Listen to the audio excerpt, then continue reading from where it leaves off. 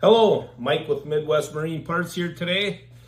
We're going to do a little bench test on a late 60s, early 70s Johnson Evinrude OMC Outboard lower unit.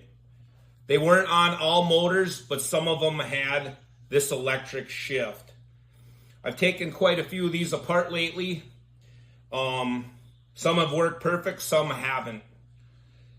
I think a lot of times a solenoid gets a bad rap, and we had a very knowledgeable man in the business 40 years tell me most of the time the solenoids aren't your problem.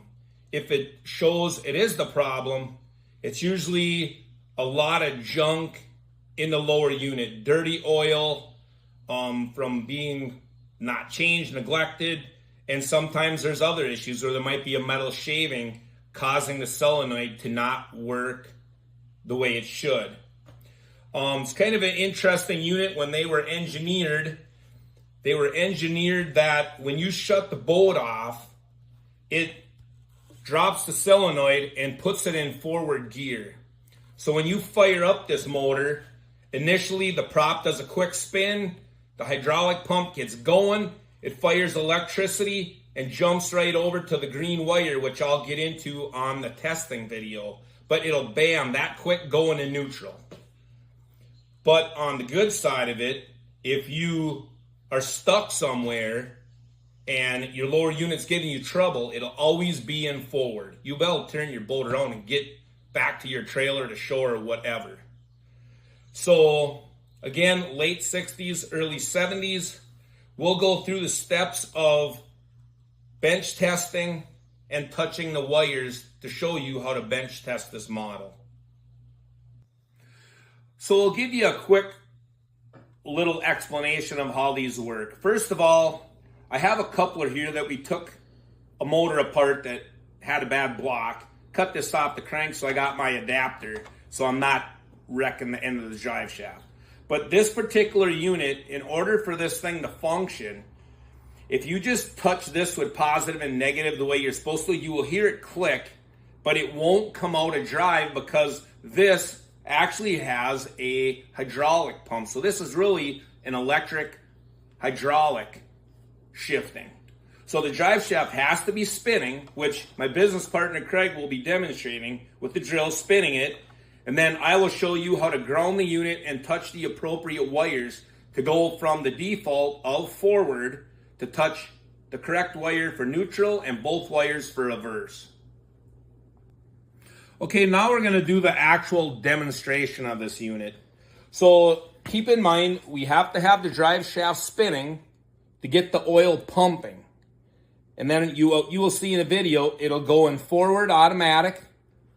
Then I will start touching wires. I will ground the unit and then touch green and then green and blue.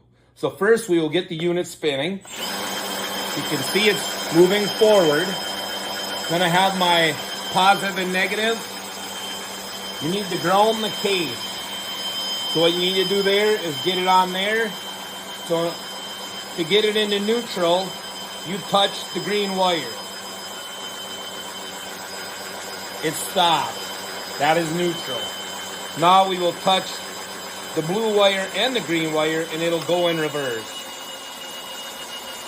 There's reverse. We let it go. We got neutral. We take all the power away. Defaults to forward. Okay, so you just seen the bench test. Should have been fairly simple to understand. But if you ever have any questions, you can always get a hold of us at MidwestMarineParts.com.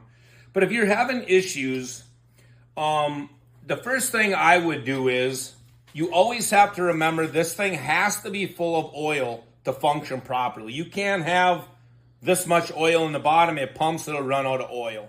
But the first thing I would do is if you're having issues, I would take the drain plug out, drain your oil, look at the color of your oil.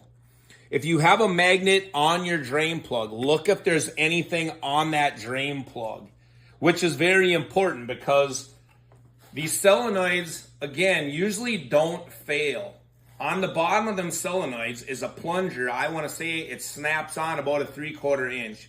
And if the oil is dirty with dirt or shavings, that is usually going to be the reason why the solenoids can't move up and down. They're stuck. Even if it is pumping oil, they can't shift properly. And then after we drain the oil and you say, okay, there's nothing on the magnet. Yeah, oil looked a little dirty. Fill that thing up full until it comes out the top. But it is very important.